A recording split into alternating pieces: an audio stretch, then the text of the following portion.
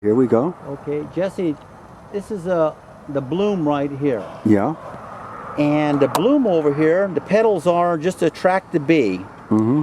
All these little antlers here have pollen on them. Mm-hmm. Right in the very center is what we call the pistil. Mm-hmm. And that pistil is hooked to the base of the flower, which is actually the baby almond. Mm-hmm. And if we pull all these petals off and these antlers off here, we call them antlers, and get them all off, we'll get down to right where the pistil is, or the center one, or we call the pistil right here, is a long center one. And it is opened on the top, and as the bee, he goes to that tree right over there. Let me get a little bit more of this off here. The thing is so fine, it's hard to get it off there, but anyway, that's it right there. When you pull all the petals and pistil off there, you're right down to the baby almond. This is it right here. So when the bee, he's got to go to another tree right next to us over there. He goes to that tree right over there, and his hairy body's just covered with hair, and all the pollen's on him from that padre over there. He comes over to this one, that's a butte. And as he's going around on the antlers, collecting the pollen and putting it in his sacks on the side to carry it, the pollen falls off and it goes down this little, what we call the fallopian tube or the pistil, and it goes down to the base of this almond and pollinates it. And they tell us that there's 72 hours from the time the flower opens up that this could be pollinated. Now, we lose over half that time for nighttime. If we have rains like we do now, we cut the time in half. And if it's over 72 hours, this will actually fall off the tree because it's not pollinated. But the bee, he puts the pollen, it falls in there, works its way down to the base of this, which is a little tiny nutlet. It doesn't even look like anything now. That's the baby nut. It pollinates it, and it starts developing from then on. A miracle. It's a miracle. A true, genuine miracle. But whether the wind can do it, but not very likely. A bee's the one that has to carry that pollen. In other words, every single blossom has to be pollinated by a bee in order to make an almond. Exactly. That's amazing. And if it's not, what happens, the little nutlet will develop, and it'll get about to the size of your fingernail, and it'll fall off if it's not pollinated. If it's pollinated, it just continues to grow into a full, mature almond. Your experience, how does an almond, a California almond grown right here in Fresno in the Central Valley, how does that compare with an almond from Spain or Italy as far as flavor, taste, and quality? The quality and the appearance of almond or organic almond coming, let's say, out of Italy or Spain, they're all dry farm. They don't have the nutrients we have. The trees are out, and if whatever nutrient they have by nature, they're not irrigated, the majority of them. So they're dry farm. And so you have a dry nut that doesn't really have all the nutrients ours does, because we put all the nutrients in the soil and we water them every 2 weeks so they have all the water and nutrients they need.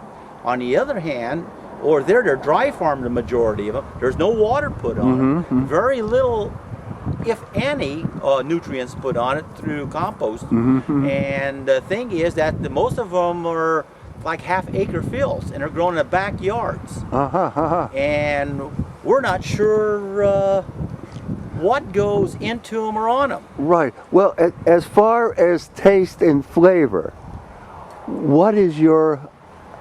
how do yours compare?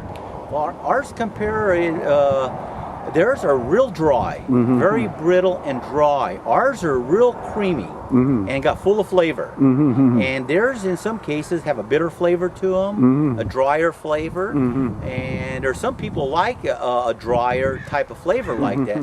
But if you put them side by side, that you would choose a California one every time over a European one. Wow, if only more people understood that. Only more people understood that. They're more bland. And going to Germany and tasting some that they had on display from Spain and Europe, they weren't real presentable looking, and the flavor was more bland. But you got to think about it too, that there's shit coming all the way overseas on a shipping container, which gets heated, then cold, and then heated, and you never know how long they'll be on a ship. And the longer they're in a package and getting heated and unheated, you're losing quality and flavor. What is the wonderment, I ask you, in an almond from Spain or Italy, and people go to every type of contortion, you know, to get these almonds, and thinking that they're doing themselves a world of good or benefit or who knows what, whereas right here at their doorstep they have the very, very best there are. The very, very best. Yeah? But I've been farming for 45 years. Yeah. In the 5th year of my farming, I planted the first 20 acres of almonds. And well, we have a second generation right here, and I understand we also have a third generation too. Third generation too. So that's wow, that's very, very heartening indeed. That's very heartening, because you know, in this age of conglomerates and multinationals and so forth, it's very, very heartening and reassuring to see that American family farmers and small businesses are still flourishing in this country, that it's still possible. Well, so far, you know, I'm saying that I was the first generation to grow the almond trees, but we go back to my grandfather, first generation, my dad. This ground that we're looking at right now was all desert, and it took years to develop this soil. And once it was developed, this is some of the top soil in United States right here we're standing on, but it took years of development to get to this point. So as we come along, there's already been 60 years of development in this soil before we came along. That's very impressive. In other words, we are looking at 60 years of toil and sweat and intentionality to bring what was once a very, very arid soil up to a high level of fertility. Exactly. And the average person just doesn't understand and doesn't appreciate that. Yeah, it takes if only they knew. It takes years. Yes, and lots of hard work and very expensive to do it. Because you have to, first of all, you have to scrape the land, then you have to rip the land, and you have to put an irrigation system in and pumps. And this takes years and lots of money. But once you have that all in, still to leach all the salts out of the soil and the alkali, it takes years to do that. And an almond tree does not tolerate salt. It doesn't like salt at all. So you have to make sure your ground is well developed before you put an almond orchard in. There's some crops around, like a vineyard will tolerate a little bit of salt, cotton and alfalfa will, but an almond tree does not like salt at all. So that's why we put it in good developed ground to have a good orchard. Yeah, well, that's very, very impressive indeed.